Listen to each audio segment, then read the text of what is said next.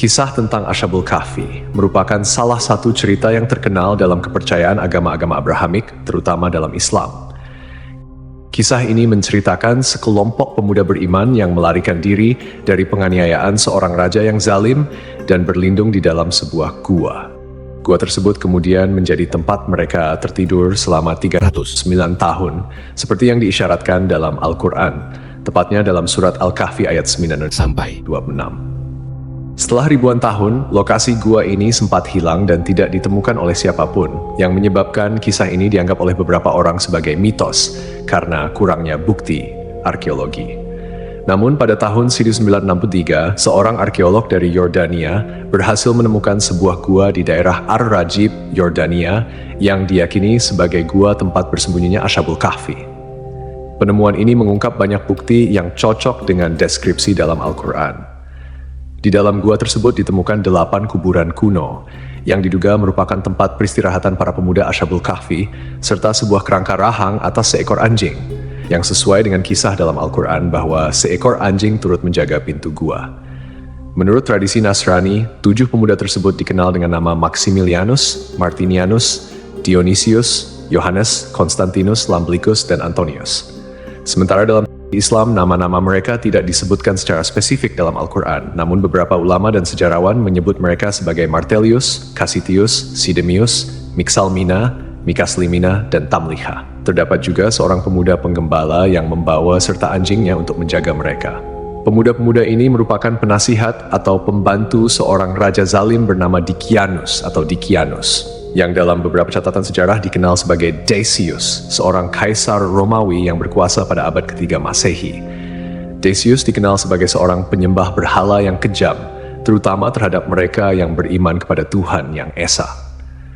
Para pemuda ini melarikan diri dari ancaman hukuman mati yang dijatuhkan oleh sang raja karena mereka menolak untuk menyembah berhala dan tetap teguh pada keimanan mereka kepada Allah. Setelah tidur selama 309 tahun, para pemuda tersebut bangun dan mendapati bahwa keadaan dunia di sekitar mereka telah berubah. Orang-orang di sekitar mereka telah memeluk agama Tauhid dan kepercayaan kepada Tuhan yang Esa sudah tersebar luas. Bukti ilmiah dari penemuan gua ini memperkuat keyakinan akan kebenaran kisah Ashabul Kahfi. Penemuan arkeologis seperti kuburan kuno dan kerangka anjing di mulut gua sejalan dengan narasi yang terdapat dalam Al-Quran. Selain itu, penemuan ini juga menunjukkan bahwa kisah Ashabul Kahfi bukan sekadar mitos, melainkan sebuah peristiwa sejarah yang nyata, yang tercatat dalam literatur agama dan didukung oleh bukti-bukti fisik. Dalam Al-Quran, Allah Subhanahu wa Ta'ala berfirman mengenai jumlah mereka dalam surat Al-Kahfi ayat 22. Nanti ada orang yang akan mengatakan jumlah mereka adalah 3 orang, yang keempat adalah anjingnya, dan yang lain mengatakan mereka itu 5 orang, yang keenam adalah anjingnya sebagai terkaan terhadap barang yang gaib. Dan yang lain lagi mengatakan mereka 7 orang, yang ke-8 adalah anjingnya. Katakanlah, Tuhanku lebih mengetahui jumlah mereka, tidak ada orang yang mengetahui bilangan mereka kecuali sedikit. Ayat ini menegaskan bahwa hanya Allah yang mengetahui jumlah pasti dari pemuda-pemuda tersebut, dan tidak ada seorang pun yang memiliki pengetahuan pasti kecuali mereka yang diberi petunjuk oleh Allah.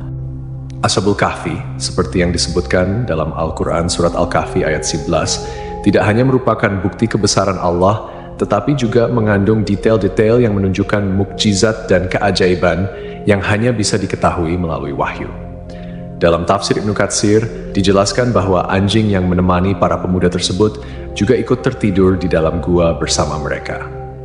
Allah Subhanahu wa Ta'ala berfirman, "Dan kamu akan melihat matahari ketika terbit, condong dari gua mereka ke sebelah kanan, dan bila matahari terbenam, menjauhi mereka ke sebelah kiri, sedang mereka berada dalam tempat yang luas dalam gua itu."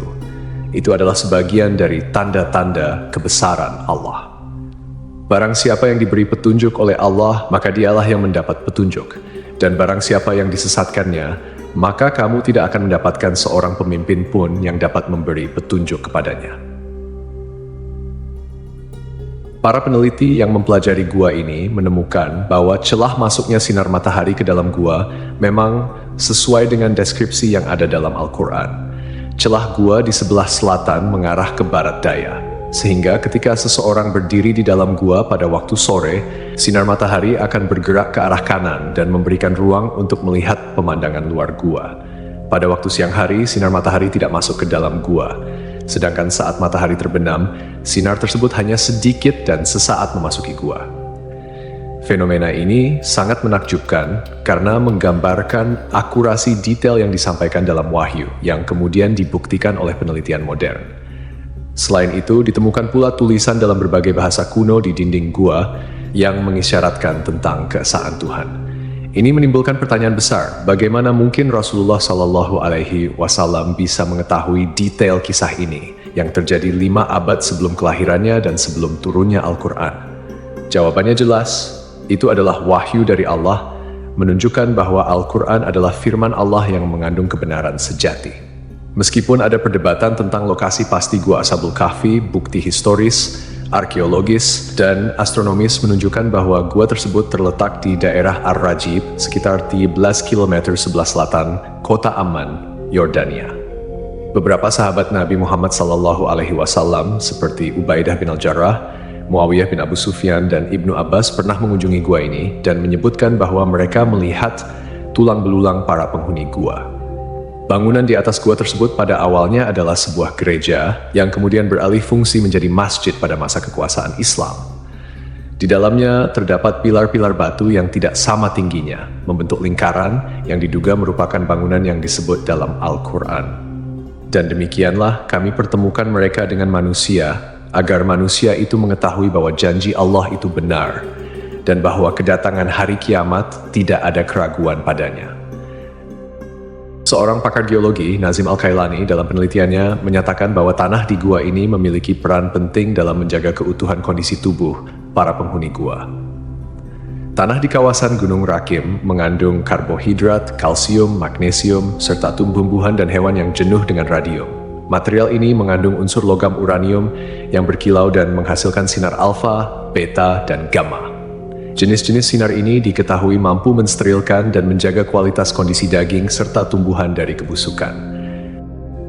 Selain penjelasan dari sudut pandang teologis dan sejarah, beberapa ilmuwan juga telah mencoba memahami mengapa tubuh para pemuda Ashabul Kahfi tidak hancur meski tertidur selama lebih dari 3 abad. Dalam Al-Quran, terdapat petunjuk-petunjuk yang bisa menjadi dasar ilmiah untuk memahami fenomena ini. Allah Subhanahu wa Ta'ala berfirman dalam surat Al-Kahfi ayat 14, "Dan kamu mengira mereka itu bangun, padahal mereka tidur, dan kami bolak-balikkan mereka ke kanan dan kiri, sedang anjing mereka menjulurkan kedua lengannya di depan pintu gua." Surat Al-Kahfi. Dari ayat ini terdapat beberapa pelajaran yang bisa kita ambil, terutama terkait dengan bagaimana Allah menjaga tubuh para pemuda Ashabul Kahfi selama mereka tertidur.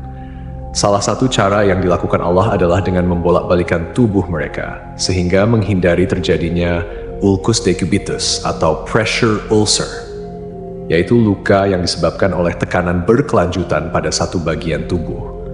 Jika seseorang berbaring dalam satu posisi dalam waktu yang sangat lama, aliran darah ke bagian tersebut bisa terhambat, yang akhirnya menyebabkan kerusakan jaringan karena kekurangan oksigen dan nutrisi. Dengan memutar posisi mereka secara berkala, Allah menjaga integritas tubuh mereka.